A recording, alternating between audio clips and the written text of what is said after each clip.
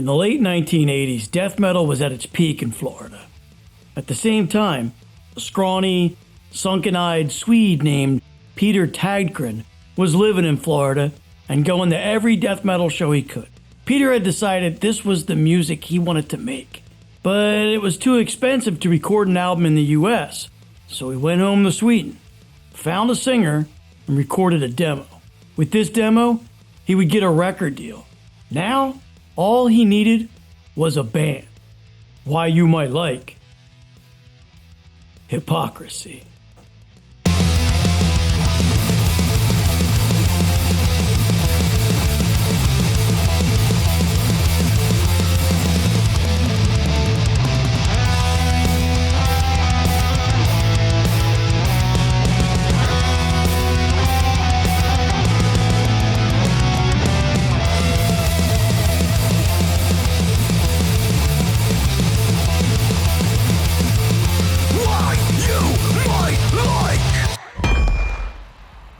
First, I have to make a disclaimer. This video is going to be very biased. Hypocrisy is my personal favorite death metal band. They exist in this weird, nebulous area between black and death metal, and are, in my opinion, one of the most unique death metal bands of the 90s. There is going to be a lot of gushing in this video, so be warned. I could make an entire video just on the contributions Peter has made to the world of metal. Just scroll down his Wikipedia page and look at his production credits. If you are already a fan of extreme metal, odds are you're going to find a band you love in this list. So I want to focus on his music in this video. I'm also going to try to avoid telling the very long and sordid history of the band. Instead, I will link their 20 Years of Chaos and Confusion documentary in the video description below. Anyway, Peter had a record deal, and he had a singer, Magnus Broberg, aka Massa, and I will be referring to him as Massa for the rest of the video. Shortly thereafter, Michael Hedlund and Lars Solka joined the band, and they got to work on their first studio album.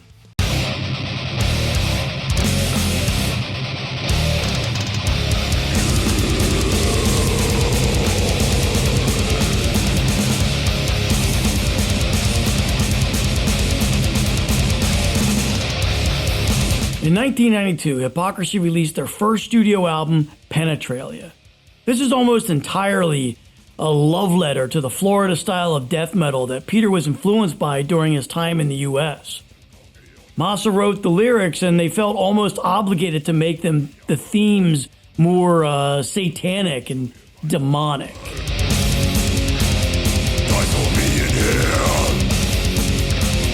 I can get rid of your smell.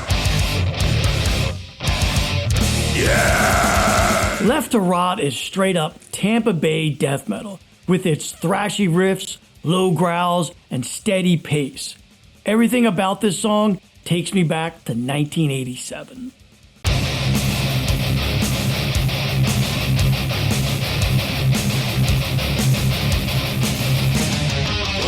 Now, Burn the Cross, much like Left to Rot, is pure 80s death metal, and for the most part, this entire album is represented by these two songs.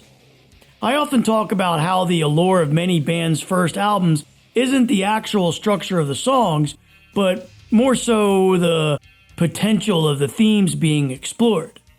For me, I just didn't see the potential of this band based on this album.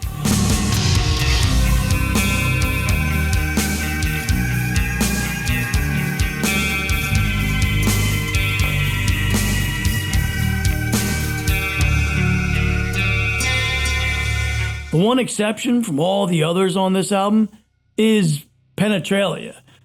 With its haunting opening, it makes sure that it stands out amongst the rest, and in many ways foreshadows some of the future works of Hypocrisy.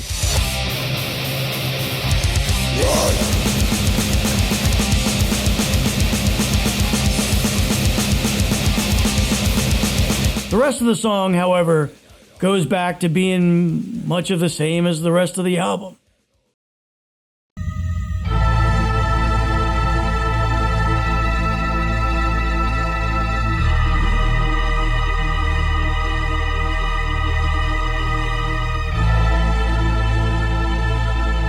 1993's release, Osculum Obscenum, builds on the themes of the first, and kind of gives you more of the same.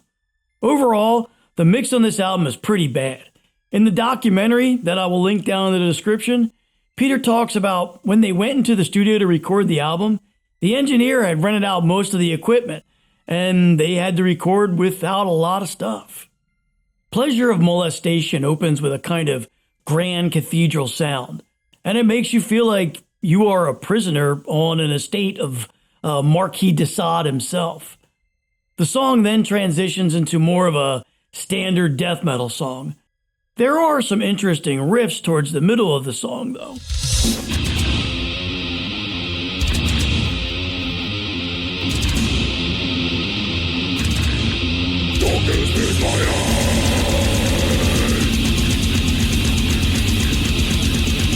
Osculum Obscenum has this slow, grinding feel.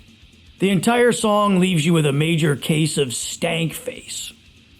Even though this album doesn't sound as good as the previous one, I prefer the writing on this one much more.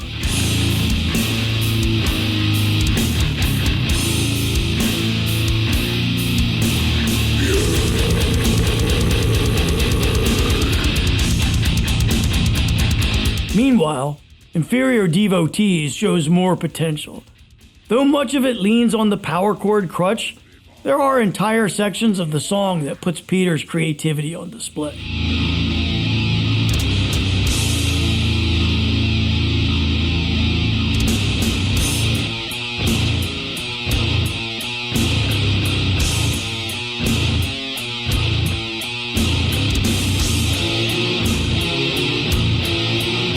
My playlists for Hypocrisy have changed a lot over the years, and currently neither of the first two albums have a single song on my playlist.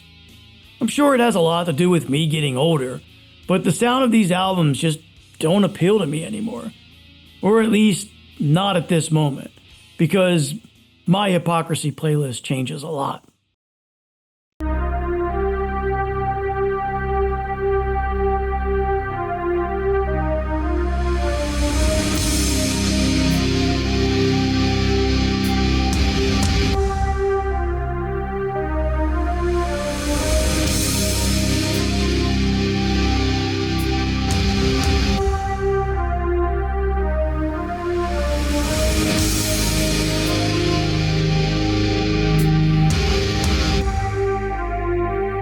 I would personally argue that The Fourth Dimension is one of the most important albums in metal. Not because it's the best, but because Peter was so unhappy with the sound, it inspired him to produce and engineer all of his music going forward. Without this album, there probably wouldn't be an Abyss Studios, nor would we have the previously mentioned list of bands that Peter has produced. But what about the music? Well, even though Peter was unhappy with the sound of the album, there are still some great songs here that set the template for what would come from Hypocrisy for the next 30 years. And for me, those next 30 years began with Apocalypse.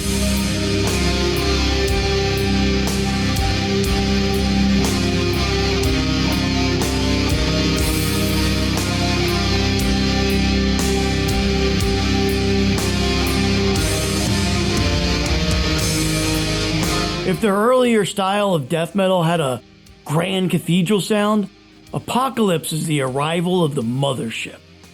The combination of the low BPMs, along with Peter's guttural growls, and the addition of synthesizers grabbed me from the very first listen. This song is also the beginning of Michael Hedlund's bass moving forward up in the mix, which was very welcome.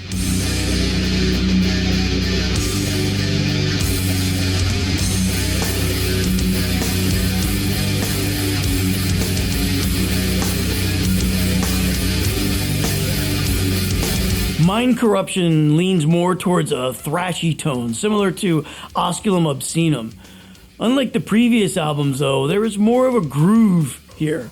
The song is less about getting to the finish line as fast as possible, and it adds more style to the execution.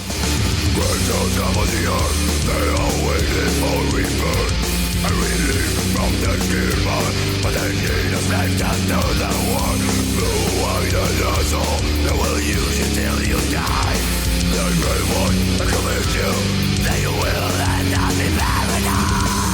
Orgy and Blood, however, is one of the faster-paced songs on the album. It incorporates themes from the previous two albums while still managing to temper it with more creative writing.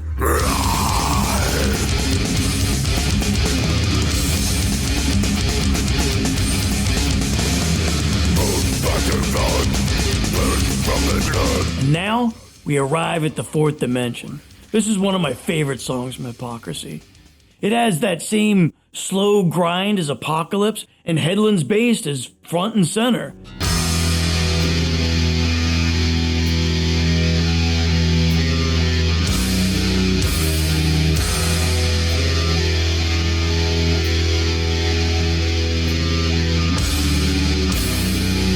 This is also the beginning of asking things like, are they really demons, or are they aliens from another dimension? This song does a great job of conveying the misery and suffering of our protagonist on his journey through the fourth dimension.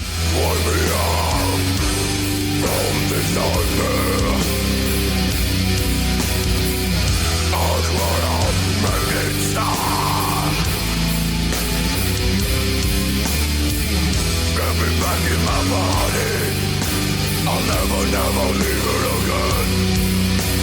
Never trust your honesty on a journey. Now, I will admit, even though this is one of my favorite songs, it isn't this version that I listen to the most. But I'll talk more about that later.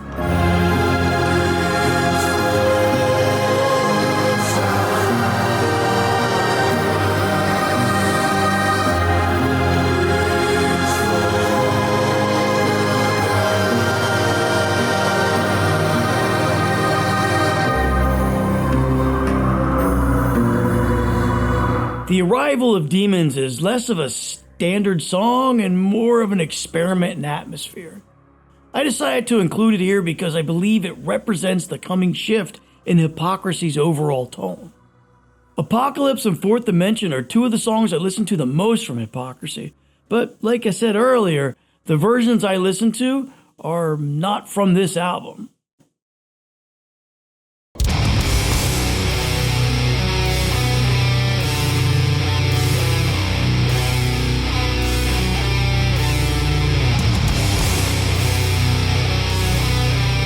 If the Fourth Dimension set the foundation for the future sound of Hypocrisy, then 1996's Abducted solidified it.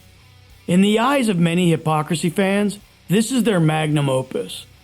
It's the first Hypocrisy album mixed and produced by Peter, and also the first Hypocrisy album I heard. 1995 and 97 were great years for extreme metal, and this was another one of the albums I purchased from a music store off base in Italy. This album is the true beginning of Hypocrisy albums being full of alien encounters and government conspiracies.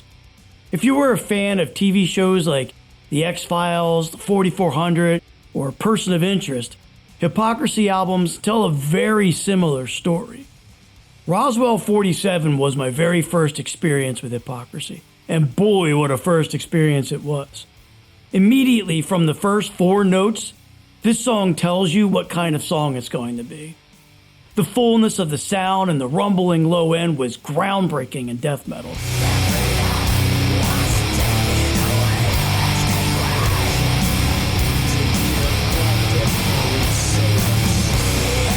All of that, and it's not a song about dismembering corpses or demons. Instead, it's about government conspiracies and cover-ups. Roswell 47 is the true beginning of an era. Every Hypocrisy fan knows this song.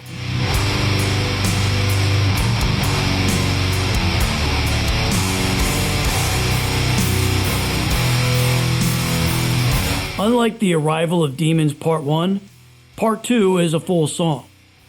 This song is a slow crawl of horror. It's like being stuck in a chemically induced sleep paralysis. The accompaniment of the faux Gregorian chants adds to the atmosphere of a half-asleep nightmare.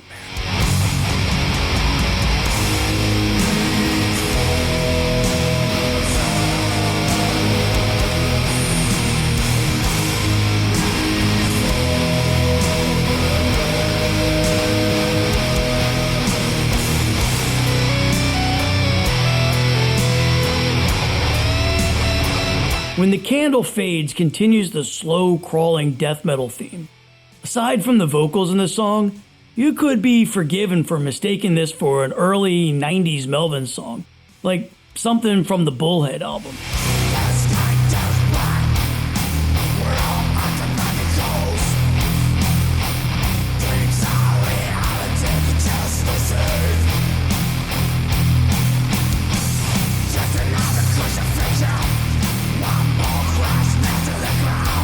This song, like most of the songs on this album, is a demonstration of how Peter put a lot more focus on bringing up the low end in his mixes, something that most metal bands were not doing at the time. Your leaves, your blood fade away.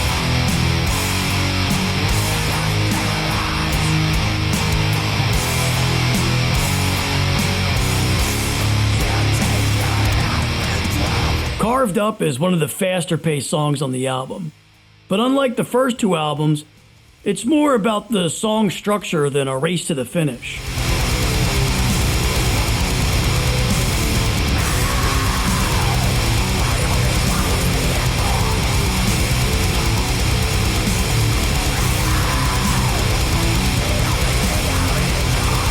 Midway through the song, they slam on the brakes, just so they can turn around and deliver an incredible breakdown, reminiscent of bands like Suffocation.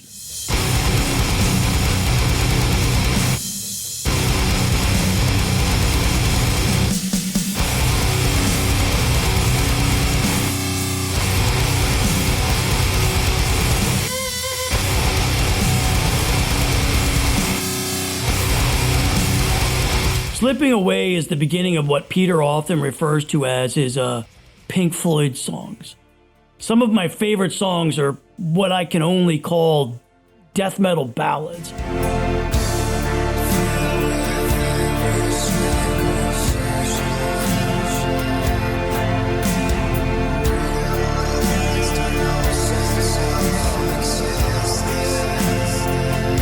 A song where all the heavy and all the darkness exists, but it also incorporates the gentle guitar workings reminiscent of something from David Gilmour, and Slipping Away has all of that.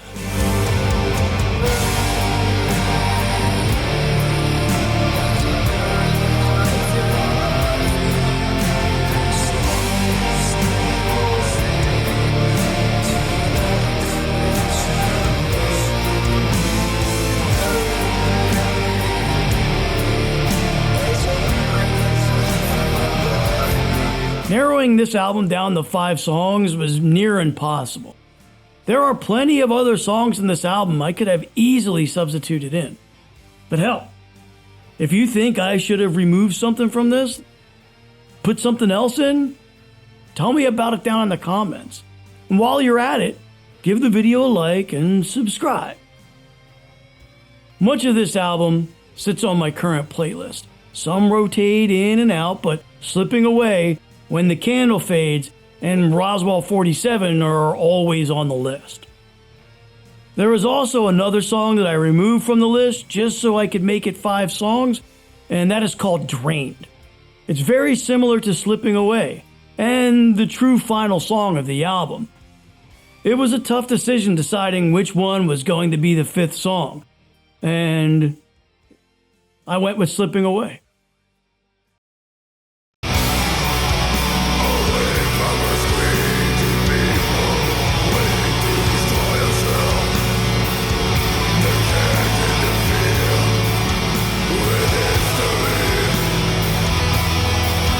After Abducted, 1997's final chapter was supposed to be the band's last album, hence the name. Spoiler, it wasn't. This album continues exploring many of the themes from Abducted with an even greater emphasis on atmosphere and melody. A Coming Race is a great example of late 90s melodic death metal. Early on, we get a great mix of Peter's low growls coupled with slow arpeggios. The pace slowly picks up and then transitions over into tremolo picking.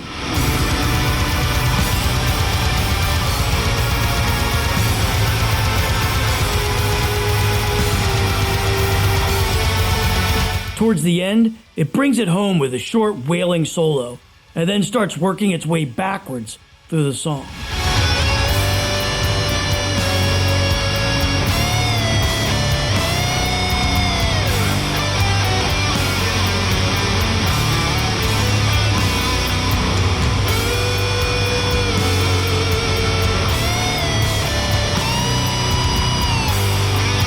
Request Denied sits alone in the Hypocrisy catalog. They really didn't do anything else like this. I think it's because Peter shifted any ideas that were similar over to his project Pain.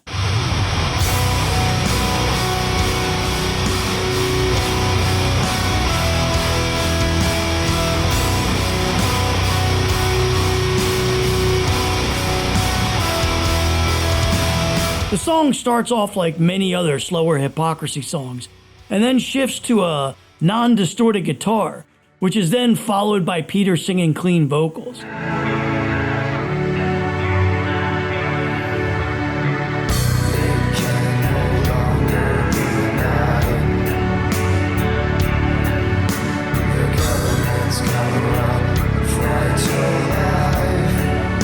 By the middle of the song, it's a full-blown Hypocrisy song. As for the end of the song, well, I'm going to let it speak for itself.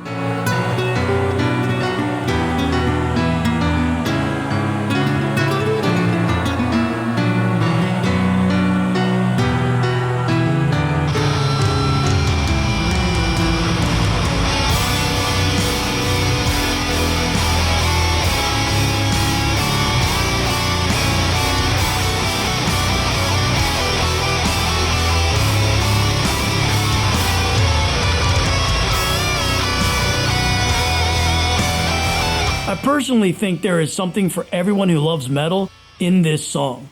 It truly is one of their greats.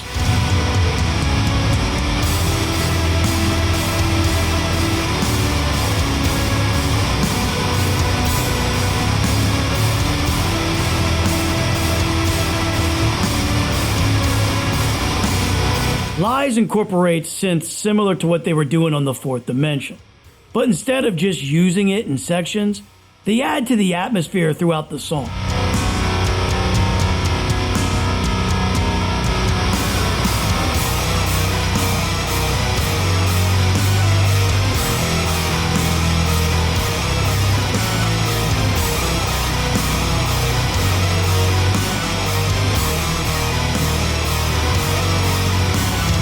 While this song doesn't have much variation with its progressions, it's more atmospheric than anything else.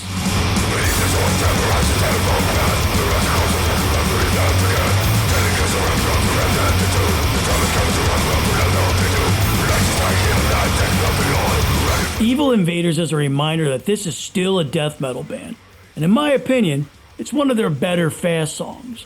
The opening verse comes at you like a straightforward death metal song.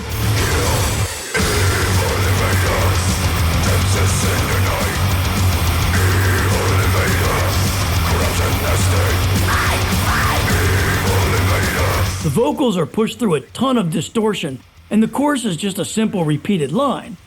But the riffs in this song are what really stand out between this and earlier Hypocrisy songs.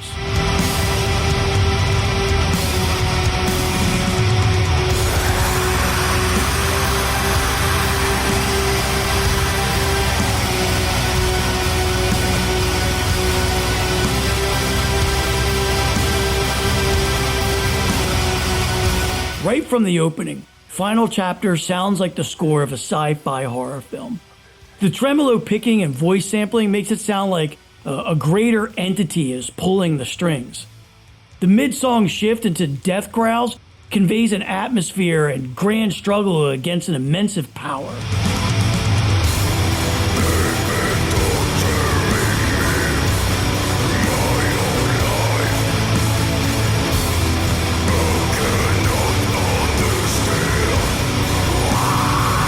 The song is a great representative of Hypocrisy's early experiments into atmosphere during this era, and it certainly wouldn't be the last time. Request Denied and Lies are the two songs on this album that I listen to all the time. Neither of them ever get old for me. but the others do tend to rotate in and out of playlists.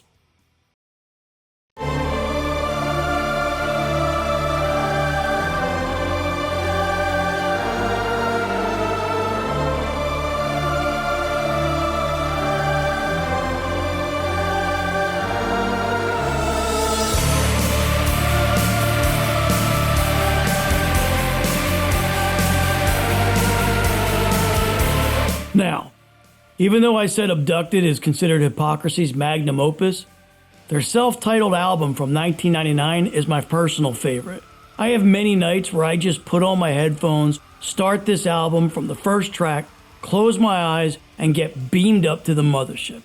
And as I've said before, Peter often refers to the more atmospheric songs as the Pink Floyd sounding songs, which are the songs I'm a big fan of. And this album is full of them. So much so that I couldn't get it down to 5 songs no matter how hard I tried. The script is written with 6 songs and I'm recording it for 6 songs. I'm going to have to decide what to drop in editing.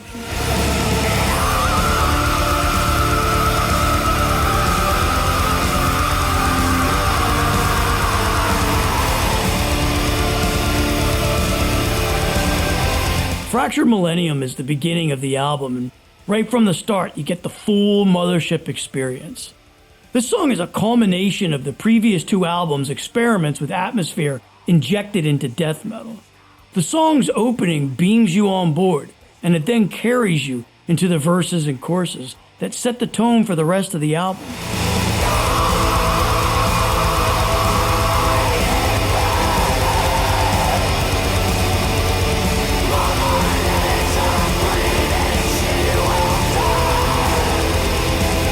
The leads are crisper here, and they cut through all the atmosphere. This is Hypocrisy running on all cylinders.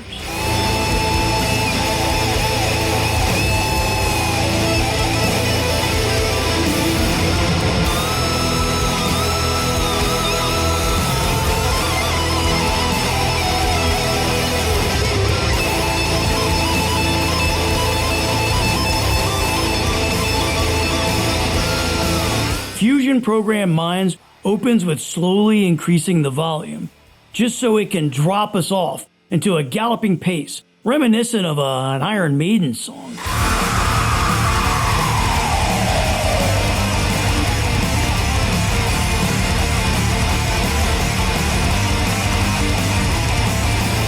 The evolution of Hypocrisy's faster songs in this era is just as interesting as the more atmospheric pieces. No longer something that I would call standard death. It still has some of its elements, as well as some of the melodic death metal elements, while not being either at the same time. It reminds me a lot of something from Carcass's Heartwork.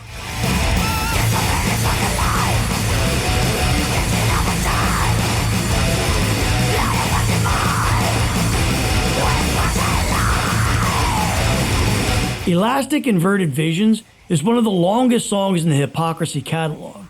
It takes its time with its intro to set up the mood for the entire song.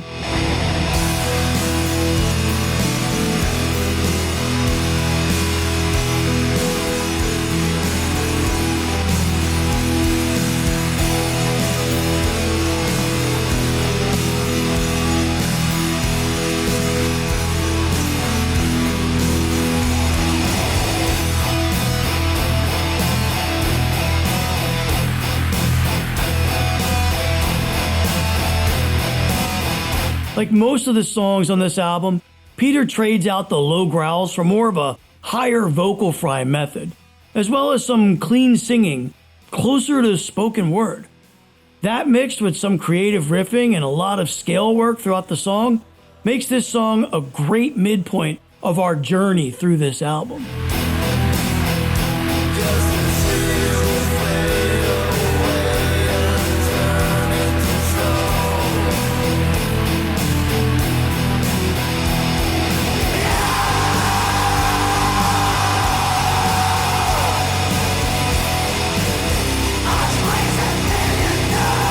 One of the things that makes this album so great is how it flows from beginning to end.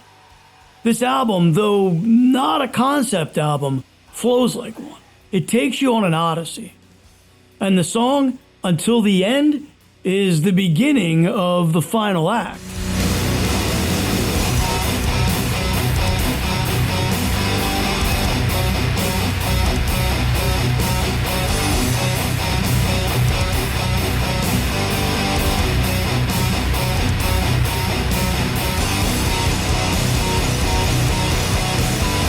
If Fractured Millennium was us being beamed aboard the mothership, Until the End is the beginning of our journey back home.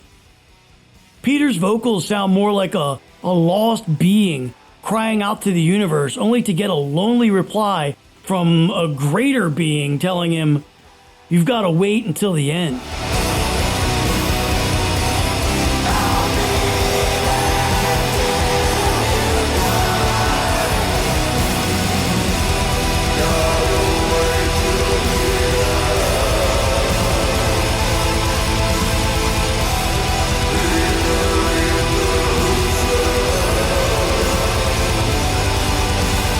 All of this, mixed with the classic tremolo picking and arpeggio runs we have become accustomed to from Hypocrisy, makes this song a must listen.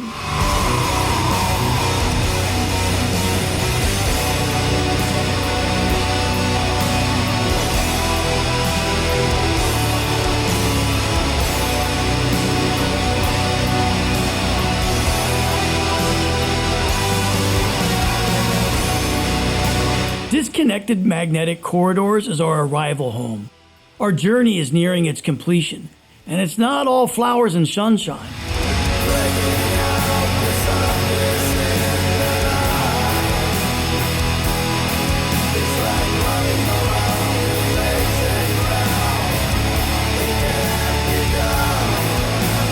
We return from our journey and have seen so much, but often, knowledge is a curse. Unlike the previous songs, this one is all clean singing, with a heavy dose of effects to emphasize atmosphere.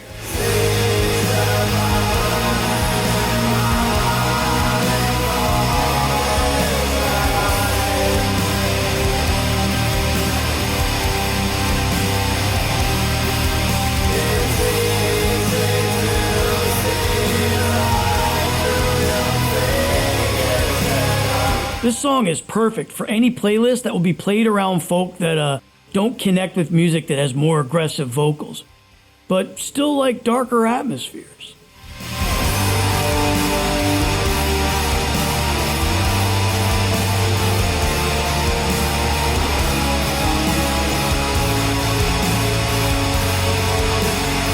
Finally, Pale to Empty Spaces is our journey's end. The opening of this song is very clean tones. I don't know what Peter recorded this with, but it sounds like a Fender Stratocaster. Probably the most beautiful opening to any Hypocrisy song.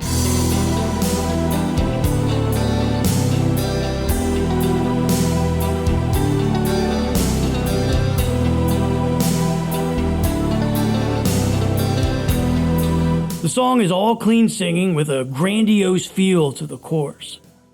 This is another 6-minute song, and in a way, this song is almost a recap of our entire journey.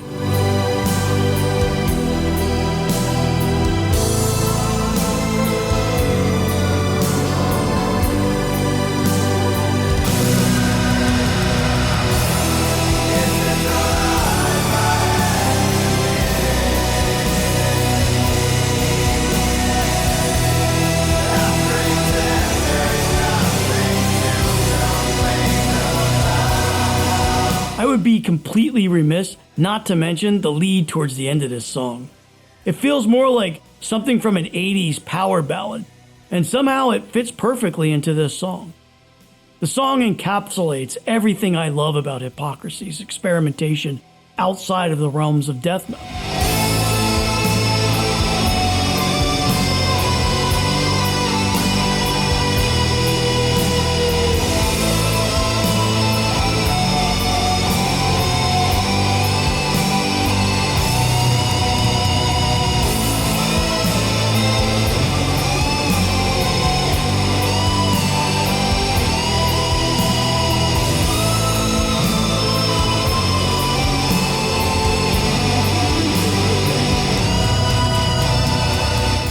rarely do I listen to any songs on this album without listening to the entire thing.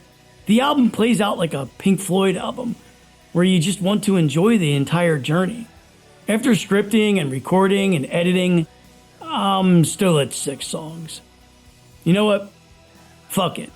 It's my rules and my favorite album from my favorite death metal band. I'll break my own rules if I want.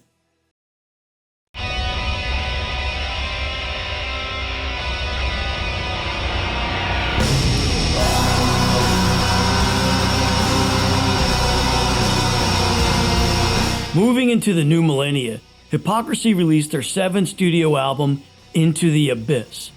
And it continues with the themes explored on the previous albums while experimenting a little more with the vocals. Peter continues with the higher register screams while also working in a few other style changes. The song Resurrected, from the start, sounds like a more haunting version of Hypocrisy. And the first major difference you'll notice is the thrashier riffs. But also, the opening vocals are very different for a Hypocrisy song.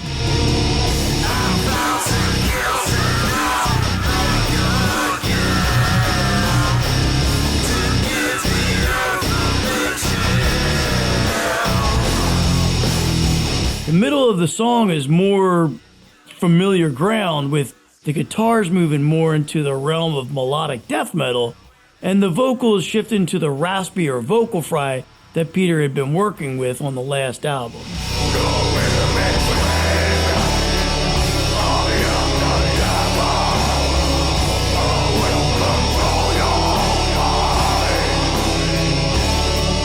Fire in the Sky is based on the movie of the same name, which itself is based on the book, The Walton Experience. It's about alien abduction, and of course, if any band was going to make a song about this movie, it would be Hypocrisy.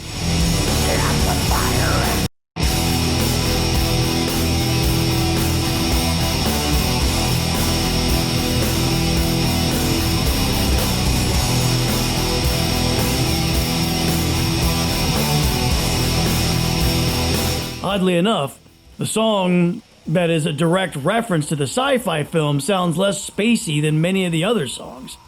It's mostly led by power chord progressions, and there are synths in the mix, but they are so low that they only add a hint of atmosphere to the song.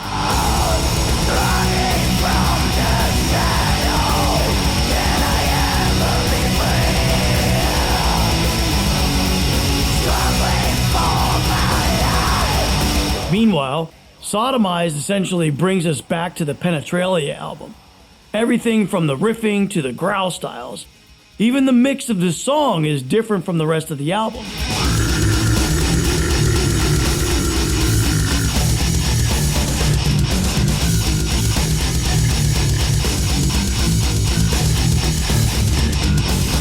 Some elements of the song even begins to lean into the realm of black metal, especially the fast-paced tremolo pick.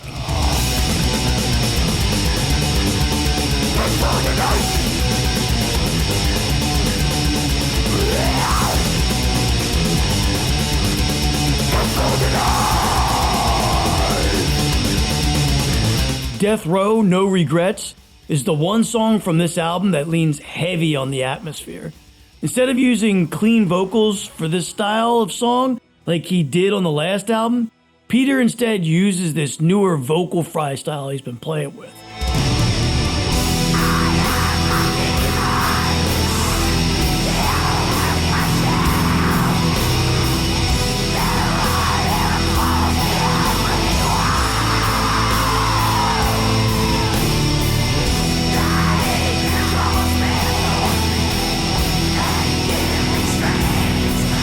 The synths are very high in the mix and carry the song most of the way. The guitars and rhythm section just follow the tone set by the keys.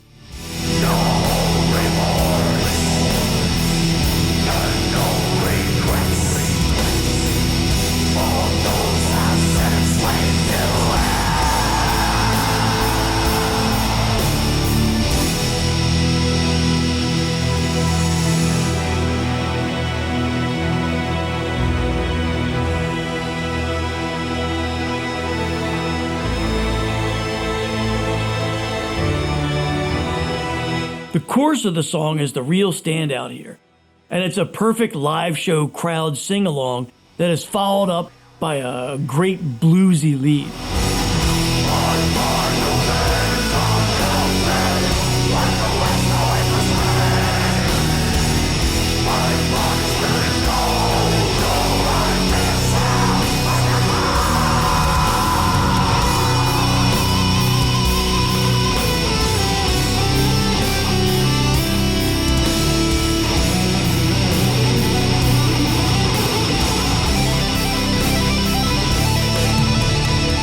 Death Row is really the only song on this album that lives on my playlist.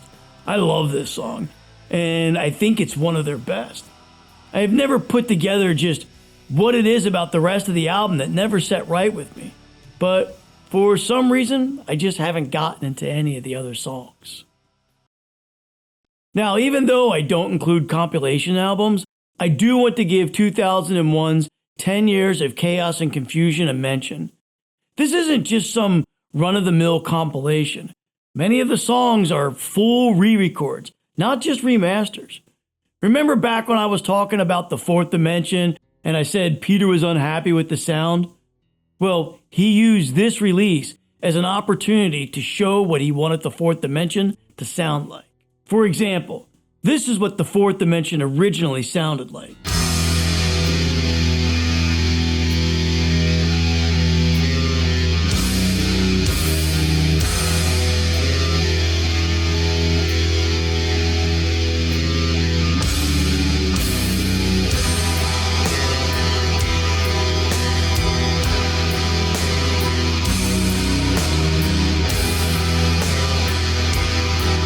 And this is what it sounds like on 10 Years of Chaos and Confusion.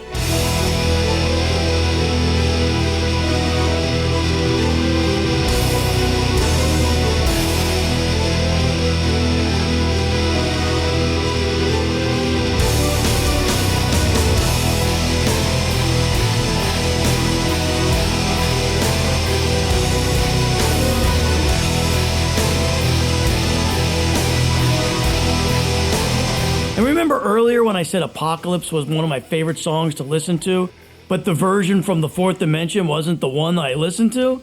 Well, once again, here is the version from the Fourth Dimension.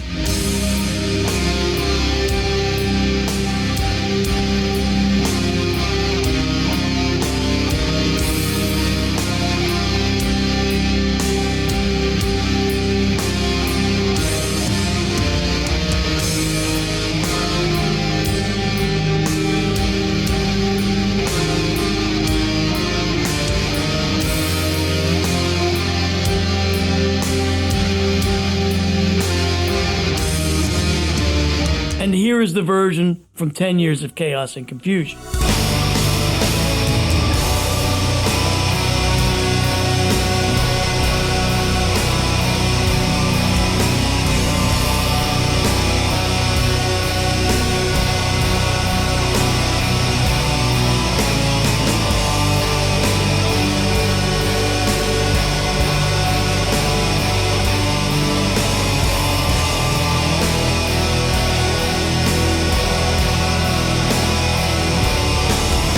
The album is worth a listen, and it's full of songs that I've already mentioned in this video.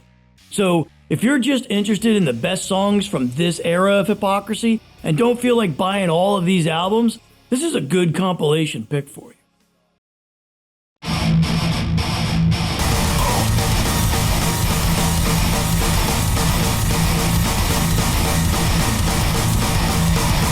In 2002, Hypocrisy released their most divisive album in their entire catalog, Catch-22. Peter has stated that this album was a giant middle finger to everyone and their expectations of him. Personally, I don't see where the division comes in. In my opinion, this is a great Hypocrisy album, though I will admit that it lacks the atmosphere of many of the other albums. All of the other elements of Hypocrisy are front and center. Right from the start, you can tell this is going to be a different kind of Hypocrisy album with Don't Judge Me. I think the first thing that really jumps out at you is the snare drum. It's very forward in the mix. Don't speak, don't talk to me. I can't see you when you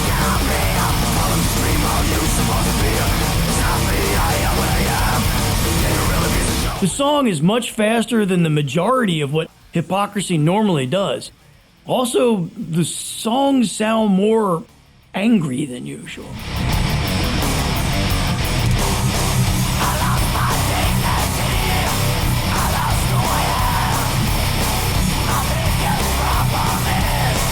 The beginning of Destroyed reminds me more of late-era thrash metal songs, similar to bands like Sepultura. However, the chorus seems to lean more punk, especially with the lyrical writing.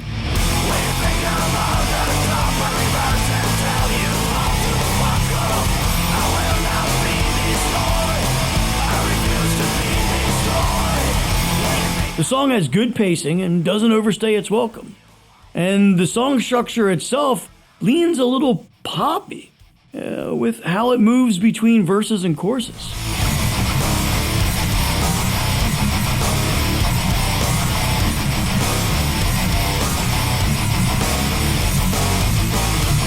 Hatred, much like the rest of the album, has this very forward snare drum.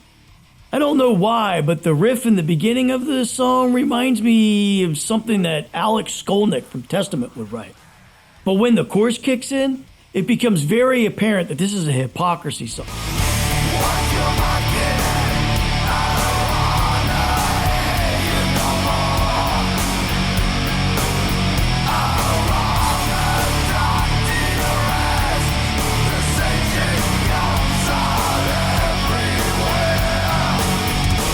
And then it hits you with an unexpected shift in tone for the second half of the song. The vocal styling in the later part of the song is where you start to see some bleed over from Pain into Hypocrisy.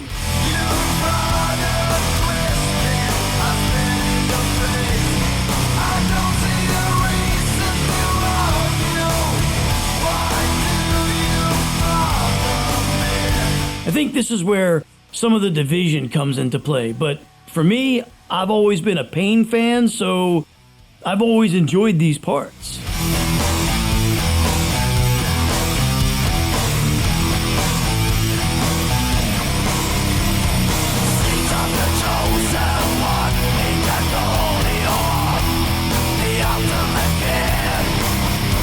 To me, Seeds of the Chosen One is the real standout song on this album. It manages to skirt the line between death metal and hard rock in a way I've never seen before.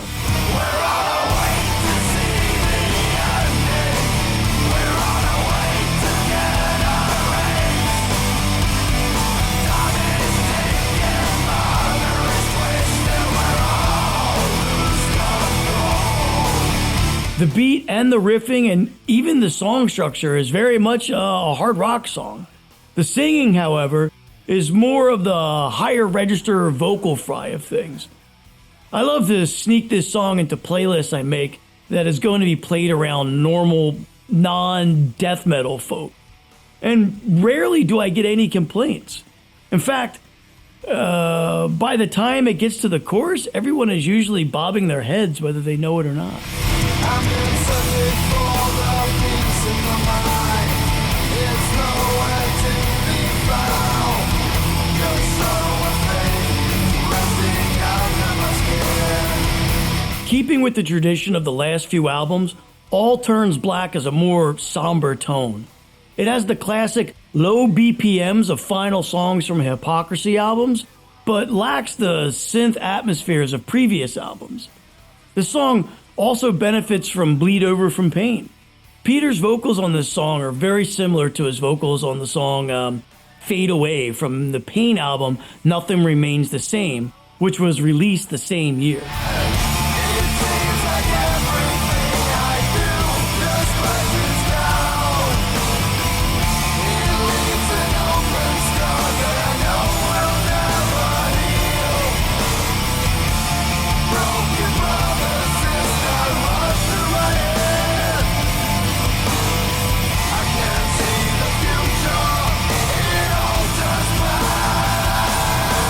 I'm probably one of the few Hypocrisy fans that wonders what direction Hypocrisy would have gone into if Peter never created Pain.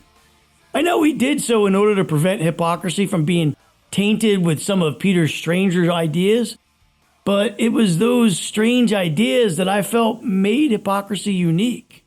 Later in 2008, the band released a remastered version of the album and aptly named it Catch-22 2.0.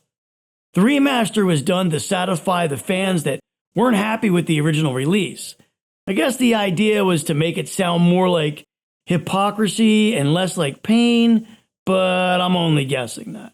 Seeds of the Chosen One and All Turns Black are regular listens for me.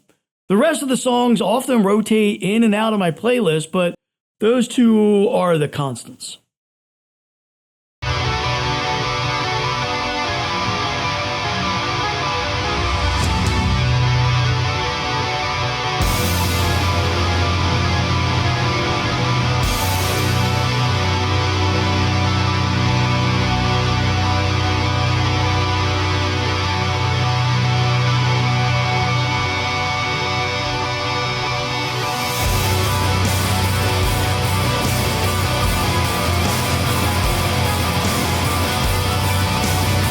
Even though Hypocrisy hit what some people believe was a bump in the road with Catch-22, they bounced right back with 2004's The Arrival.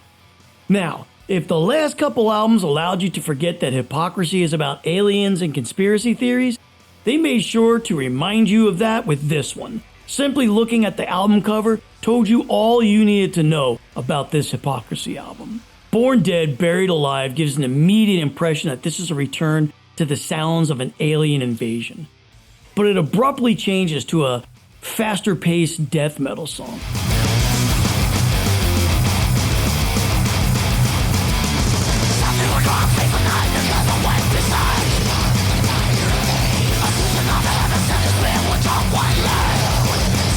The song then bounces back and forth between these themes in what appears to be Peter attempting to reconcile with his desire to continue to work with both.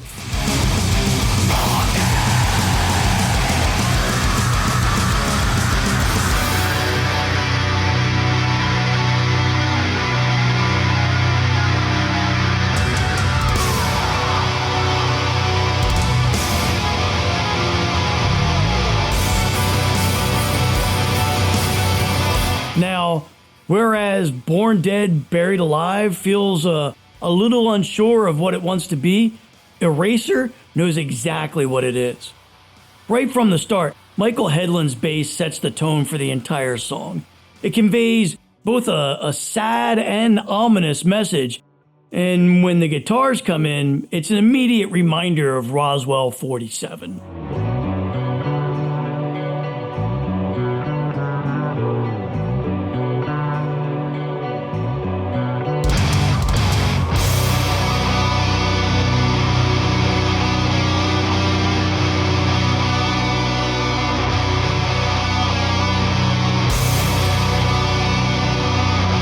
This song is a true return to form for anyone who was a fan of Abducted, but may have dropped off during the last few albums. There is no time, no time to regret. There is a story for your life. You got to run, stay away from the light. Erasers seem to twist your mind. Slave to the Parasites continues with the slower pace of Hypocrisy. Much of the guitar work on this song is very reminiscent of a lot of melodic death metal from the early aughts.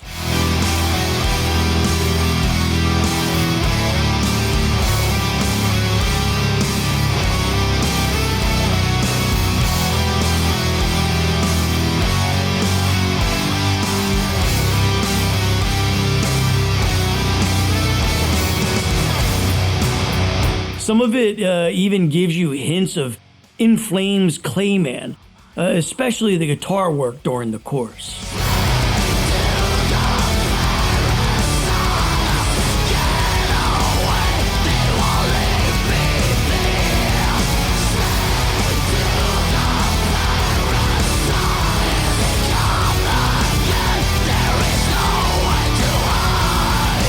The Abyss, from the start, encapsulates its name perfectly. with a slow rhythm and a use of whole notes to convey a feeling of dread and hopelessness.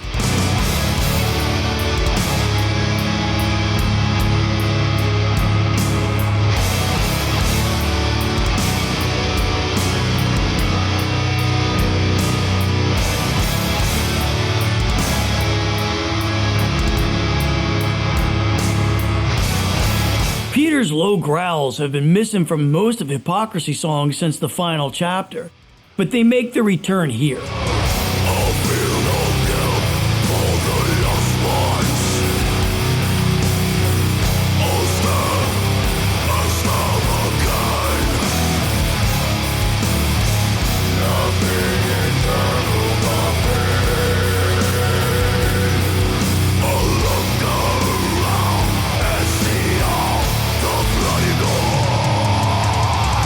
The Abyss also has a bluesy lead towards the end of the song that fits perfectly with the overall character of it. And right after the lead, it transitions into something reminiscent of late 80s Possessed.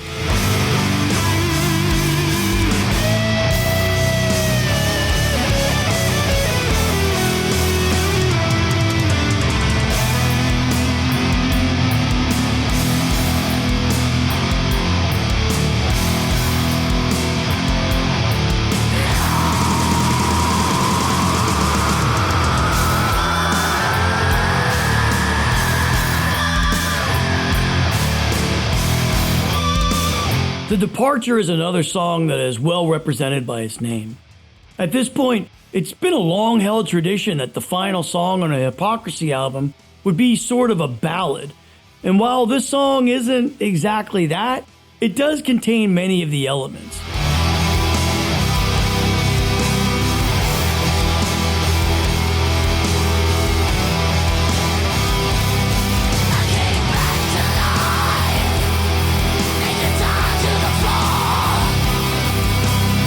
Instrumentally, the song sounds like a grand farewell, and the vocals complement this with wailing screams of, "I stare into the eyes of eternity."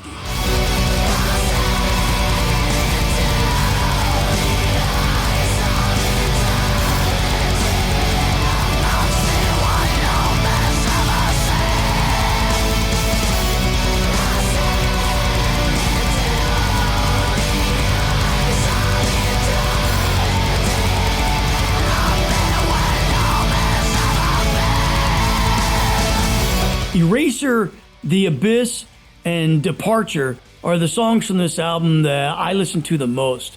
And oddly enough, it's been these same three for a very long time.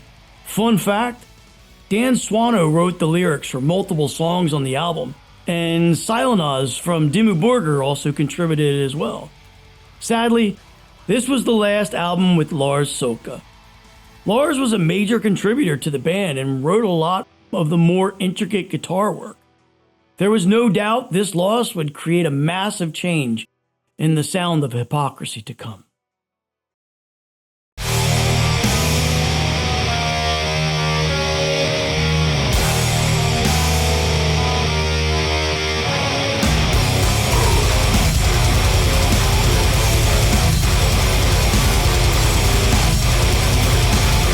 After the loss of Lars, Peter was forced to find a new drummer, and he brought in the Norwegian black metal legend, Reidar Horghagen, aka Horg. Horg would go on to pull double duties playing with both Hypocrisy and Immortal, and in 2005, they released their 10th studio album, Virus. Virus would see a clear change in the band's sound. Horg is a monster on the double kick, and it gets put on full display on this album. Let the Knife Do the Talking is a rare piece for Hypocrisy. With Lars gone, I was expecting the writing for the guitars to lack, but with the way the guitars and bass are arranged in this song, it borderlines on being prog metal at times. As soon as the song transitions from the intro, Horg's double kick style hits you square in the face, just to let you know he's a rock.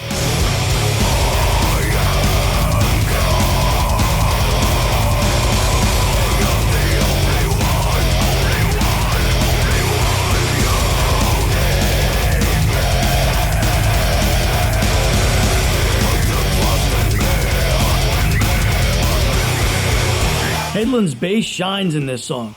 I really haven't talked enough about Michael Hedlund in this video, but when it comes to death metal bass players, he is up there with the best of them.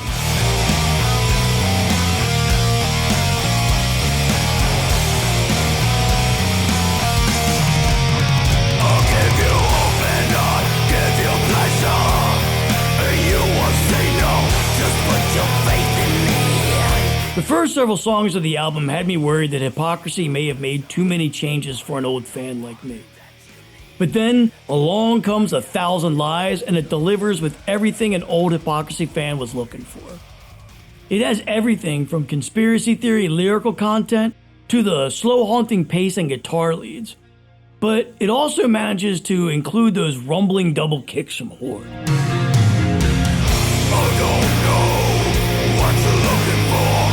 I don't know why you keep on crawling back for more.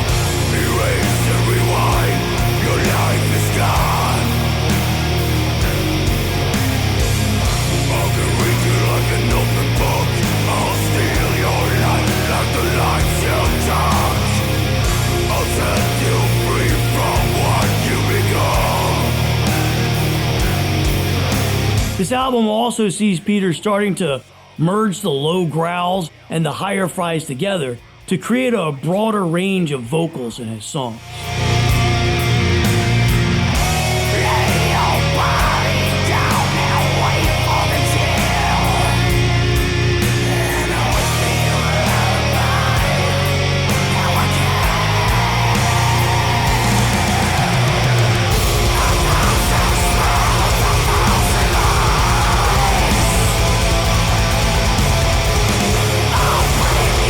Incised Before I've Ceased sounds like it could be a Death Clock song, but this album was released an entire year before the first Metalocalypse episode even aired. While it doesn't sound like something you would usually hear from Hypocrisy, it does in a way sound like an amalgamation of many of the bands Peter has produced over the years. I assume most of it is because Lars isn't contributing to the writing anymore, so Peter is forced into coming up with more stuff than usual, and forgive the pun, but in many ways it sounds a bit alien in a Hypocrisy song.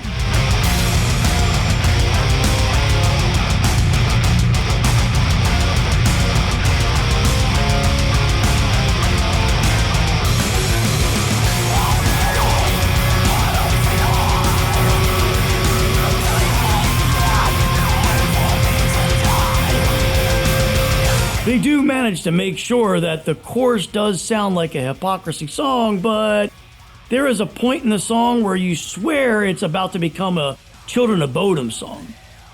All in all, still a great song.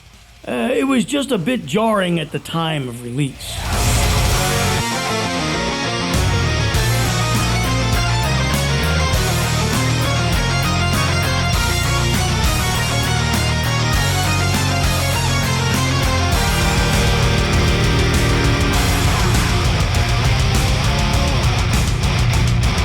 Living to Die continues the long tradition of ending the album with a power ballad of sorts.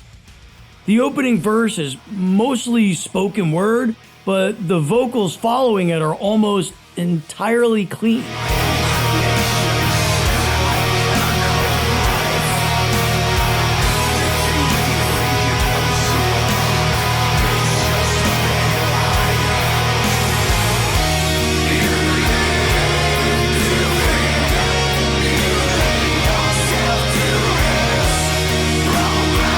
True to form, the final song of this album serves as the resolution of our acts.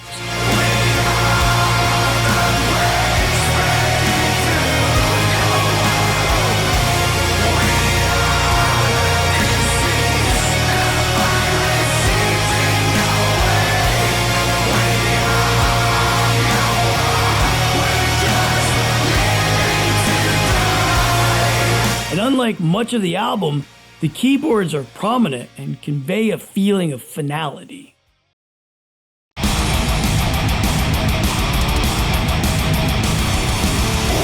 your sentence, locked up in your hell. Your crime will now be tested, but the jury represented death. After a 4-year break, Hypocrisy released their 11th studio album, A Taste of Extreme Divinity, in 2009. This album is almost a return to older Hypocrisy. You see, when Peter first started his band Pain, it was so he would have an outlet for ideas that didn't quite fit into Hypocrisy. But it was at this point where Pain was starting to take on some aspects of mid-career Hypocrisy, and the side effect was that Hypocrisy was starting to lose some of what made it unique amongst death metal bands. To me, A Taste of Extreme Divinity is one of the more straightforward death metal albums of their entire catalog. It's almost like Peter was trying to recapture something from his youth while writing this album, and in many ways it sounds like a more mature Osculum Obscenum. Hang 'em High opens with in-your-face chugging guitar riffs and Peter's classic guttural growls. At this point, Peter has dialed in transitioning from guttural lows to high fries.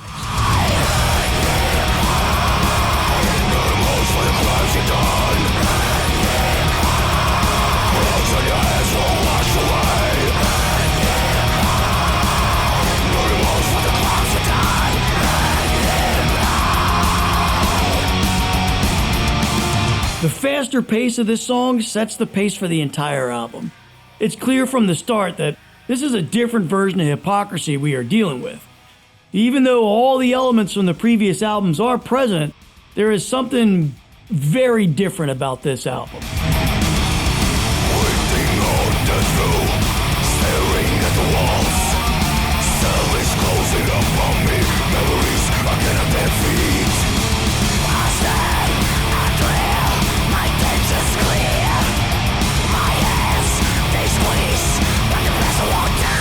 Weed Out the Weak continues with the faster-paced style of Hypocrisy. At this point in his career, Peter has separated Hypocrisy and Pain so much that Hypocrisy seems to shift back to a more straightforward death metal band.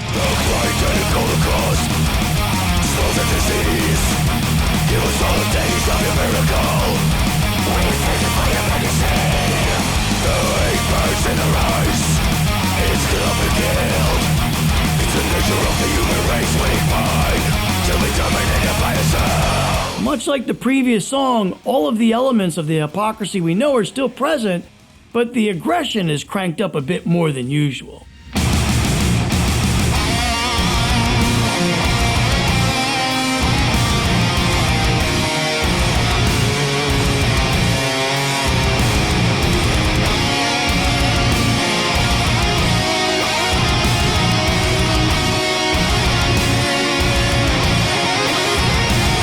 At the beginning, No Tomorrow is more of a driving rock beat than we are used to for Hypocrisy.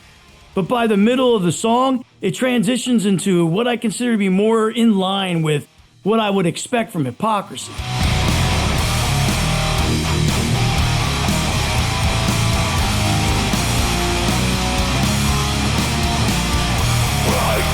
Is there anybody out there? From the sky, something's coming my way.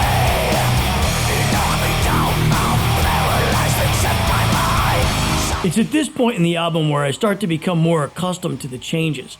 And I think this song is a good example of the blending of the two conflicting concepts that are being explored in this album. I can't see tomorrow.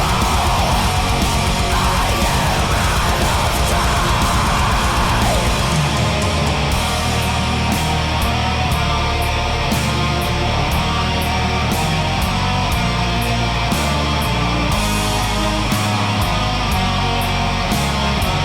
Taste the Extreme Divinity is one of the heaviest songs off all Hypocrisy albums. It sounds like a mixture of Deicide and Darkthrone, which I don't think I've ever said about anything.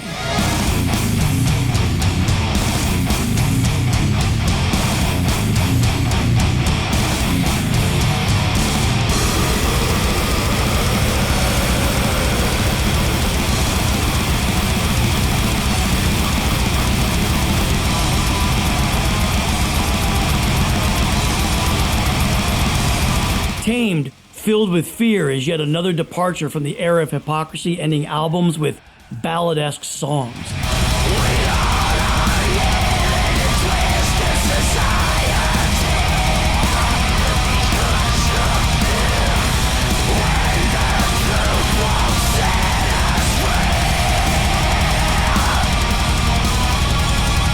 The interesting part of this song is that it sounds like it was written by one of the Amat brothers. This could easily be an Arch Enemy song based on the guitars. This is probably the most melodic death metal song on this album.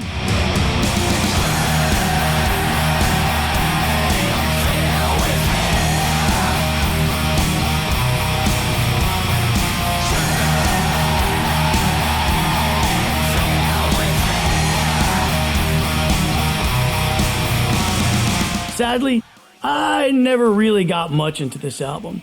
I revisit it every now and then, but there just isn't anything on here that makes me think, man, I can't believe I missed that song on my first several listens.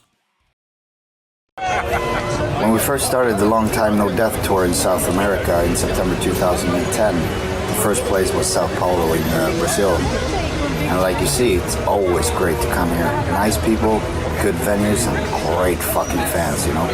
Good way to start a tour, anyhow. Hypocrisy would then go on to do a massive touring schedule and film much of it. They would then release a lot of the footage in their 2011 documentary, 20 Years of Chaos and Confusion. I highly recommend watching this documentary. I will include a link down in the description for as long as I can. He was like, he was an ass kisser. Ass kicker. Okay, cut. He was no, but you were an ass kicker because he was always extreme. This guy was just going like, motherfucking. Peter and Massa tell much of the story while drinking and get progressively more drunk throughout the video. It's worth the watch, and their drunk ramblings humanize them and make you want to sit down and have a few drinks with them. Yeah, but the problem was like before that they banned our Left to Rot video. So they wanted, since I was talking to Vanessa so much. Yeah, they wanted to read the lyrics, and we rewrote the lyrics, kind of like, and it was so funny. Instead of slaughter, it would be like, I love you, or something like that.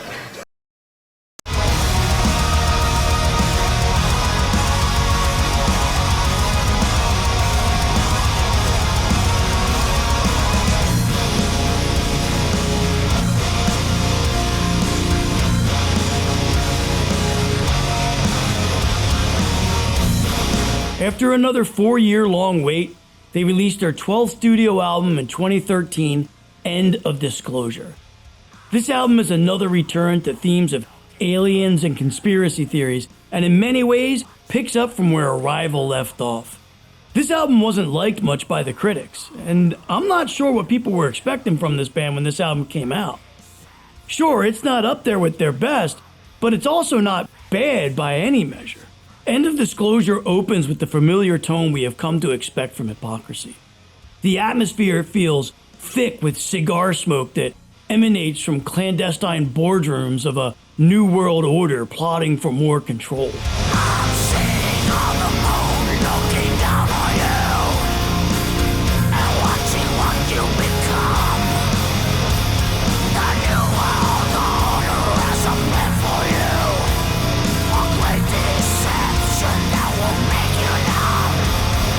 Fantasy. The synths add a lot to the chorus, and they know exactly when to back off. At this point, Peter has been writing music minus Lars for a few albums, and it sounds like he was finally figuring out what he wanted to do after experimenting for the last couple albums.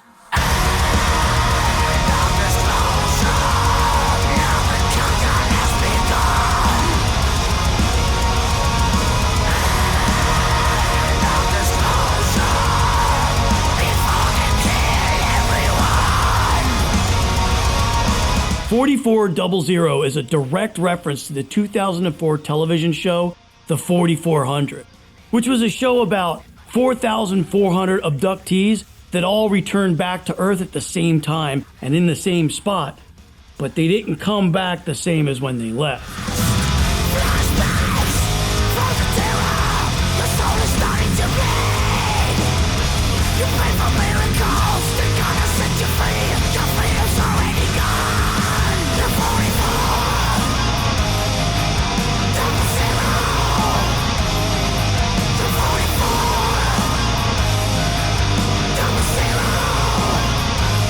content of this show was practically made for a Hypocrisy song. Oddly enough, this song reminds me a lot of Carcass's Surgical Steel, which was released the very same year.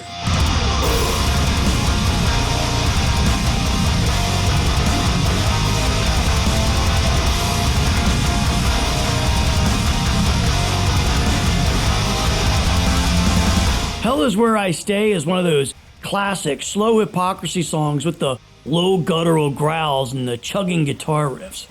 Horg's double kicks really stand out on this one.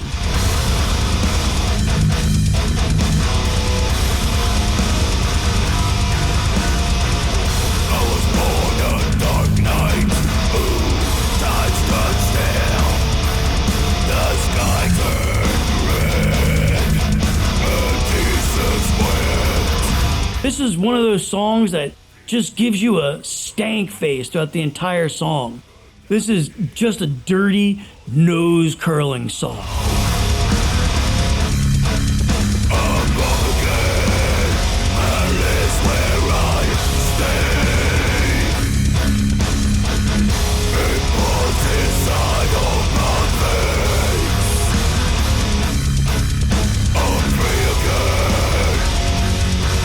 Soldier of Fortune was one of those I slept on for a long time. It wasn't until one day when I had this album playing while I was in the kitchen and I was thinking, I don't think I've ever noticed this song before.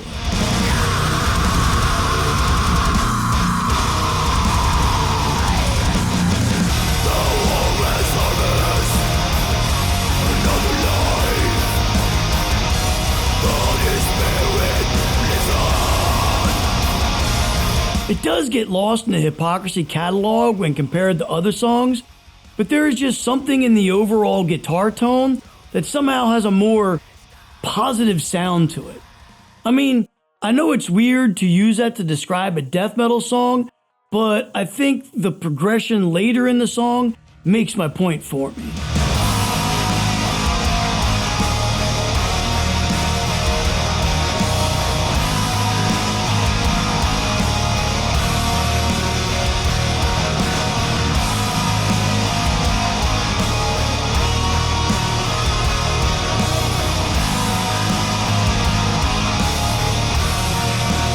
The Return, once again, breaks away from the long-standing tradition of ending Hypocrisy albums with power ballad-like songs. The song relies heavily on creating a suffocatingly thick atmosphere.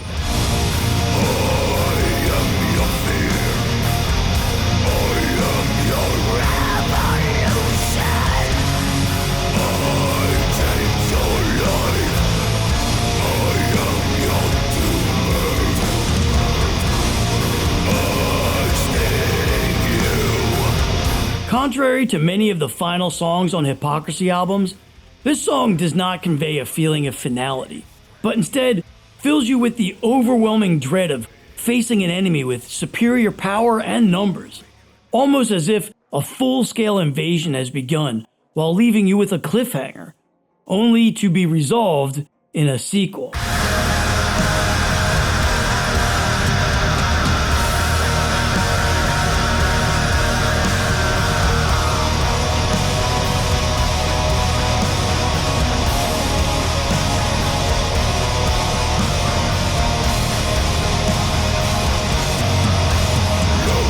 After this release, I remembered thinking to myself, yes, Hypocrisy is back.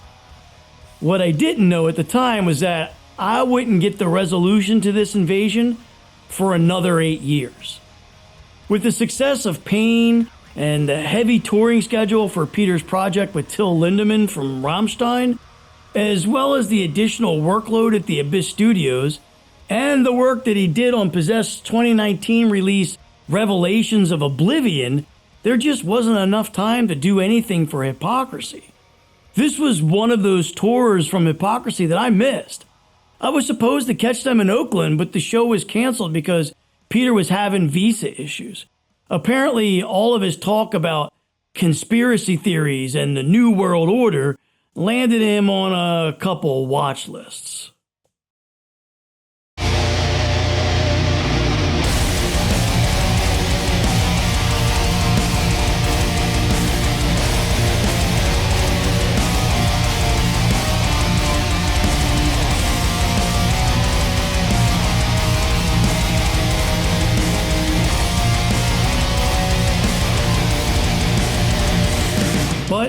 In 2021, we finally got something new, and it did not disappoint.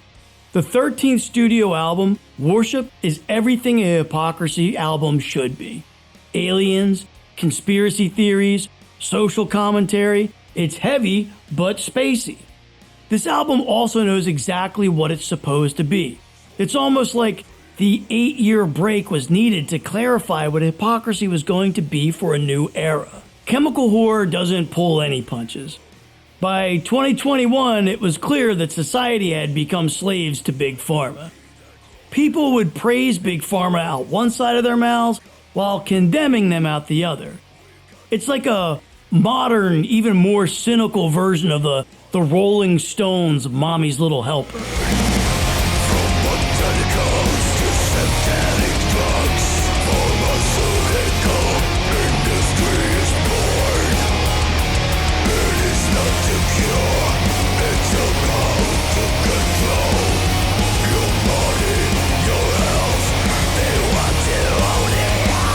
The production, as always, is on point.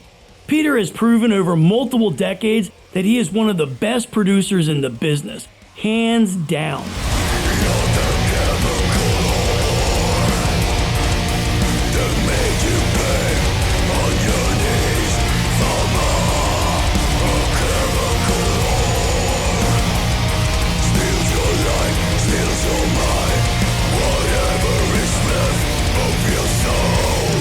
Children of the Grey takes me back to 1999 Hypocrisy, from the tone of the buzzsaw guitars right down to the slower drumming.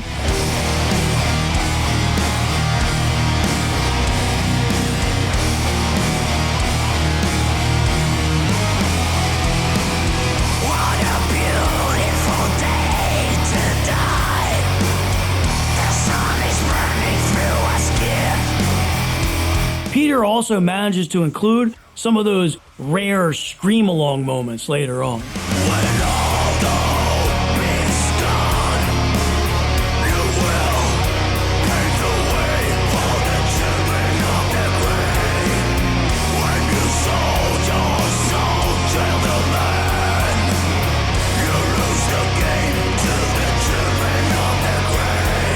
They Will Arrive not only has one of the heaviest openings of the band's entire catalog, but it also has one of the nastiest riffs Peter has ever written.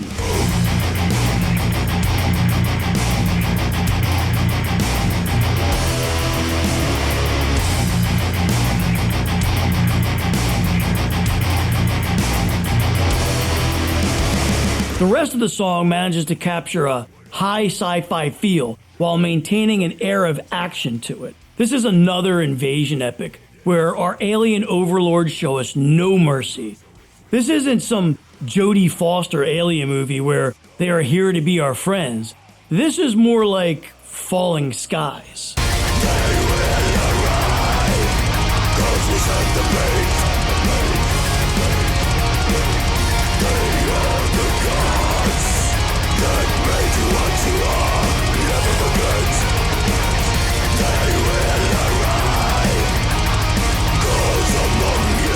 Bug in the Net manages to bridge two different eras of Hypocrisy.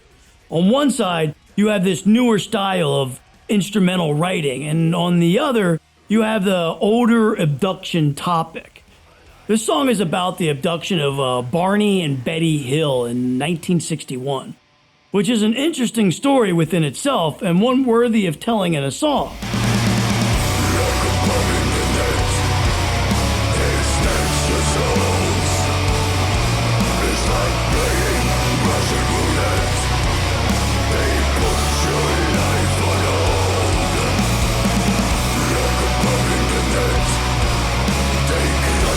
The song itself creates this dense, trapping atmosphere that makes you feel like your fate is to be pulled aboard an alien craft and there is no escape.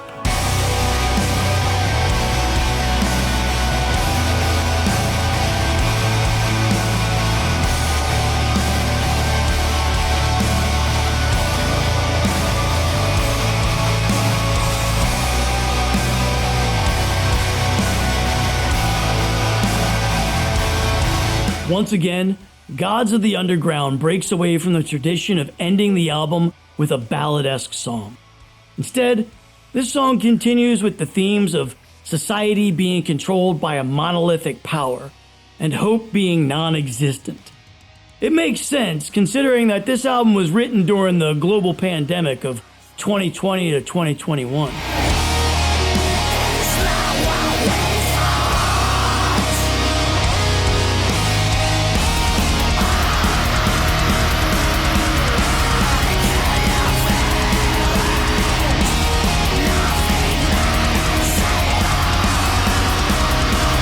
This song is dark, oppressive, and terrifying.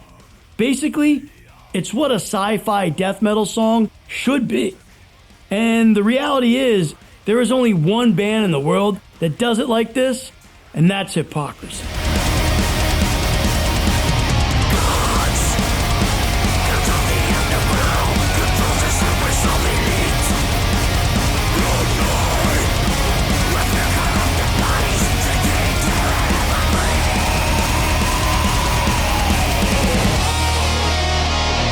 Hypocrisy is a band that I've loved for decades.